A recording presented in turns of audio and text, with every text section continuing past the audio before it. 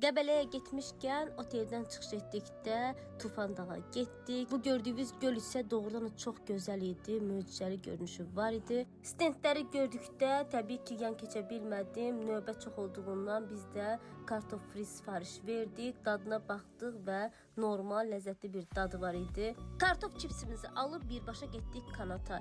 Nə yalan deyim, artıq neçənci dəfədir bu kanata mindiyim, yadımda deyil. Amma bu dəfə o qədər də keyifli olmadı. O adrenalini yaşaya bilmədim deyə bilərəm. Kanatla ikinci hissəyə qalxdıq və gördüyünüz kimi bu sürüşkənləri 20 manatdan əldə etdik. 10 manat da depozitdir. Bu gördüyünüz yerləncəyə isə heç ürəyim gəlmədi minəm. Doğrudan da çox qorxulu idi. Amma mənzərə doğrudan da gözəl idi. Sonda Tufan dağda nə qədər xərcimiz çıxdı, altda qeyd edəcəm.